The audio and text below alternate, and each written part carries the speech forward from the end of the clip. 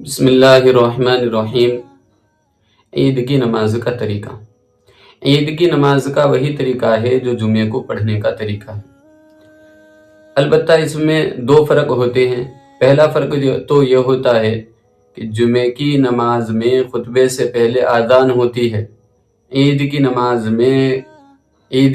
سے پہلے اذان نہیں ہوتی ہے۔ اور دوسری چیز یہ ہے کہ اس کے اندر 6 زائد تکبیریں ہوتی ہیں، اور جمعے کے اندر جو ہے 6 زائد تکبیریں نہیں ہوتی ہیں۔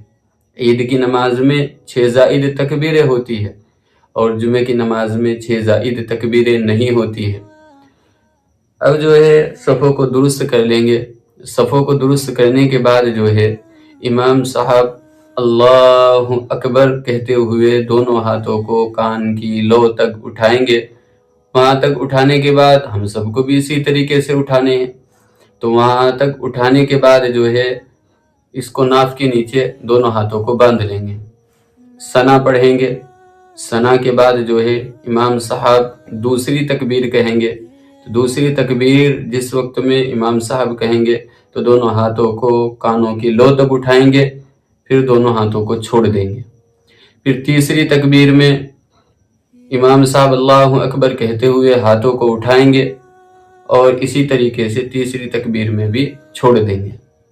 پھر چوتھی تکبیر میں جو ہے ہاتھوں کو ناف کے نیچے باندھ لیں گے۔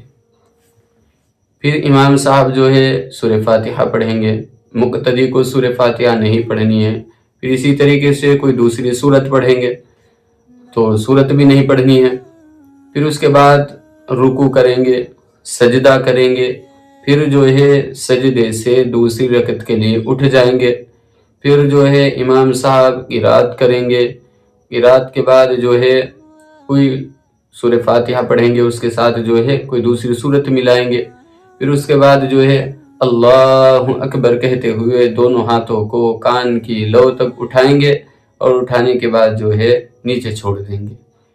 پھر دوسری تکبیر کے لیے اسی طریقے سے دونوں ہاتھوں کو کان کی لو تک اٹھائیں گے، پھر اسی طریقے سے نیچے چھوڑ دیں گے۔ پھر تیسری مرتبہ میں اللہ اکبر کہتے ہوئے دونوں ہاتھوں کو کان کی لو تک اٹھائیں گے، پھر اسی طریقے سے نیچے چھوڑ دیں گے۔ اور چوتھی تکبیر میں جو ہے جس وقت میں امام صاحب اللہ اکبر کہیں گے تو ہم جو ہے رکوع میں چلے جائیں گے۔ رکوع میں جانے کے بعد تسبیحات رکوع کی پڑھیں گے، پھر اٹھ جائیں گے، سجدہ کریں گے۔ سجدے کے بعد جو ہے التحیات میں بیٹھ جائیں گے۔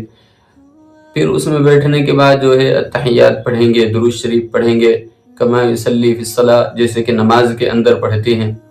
تو اس طریقے سے جو ہے عید کی نماز مکمل ہو جائے گی، سلام پھیر لیں گے۔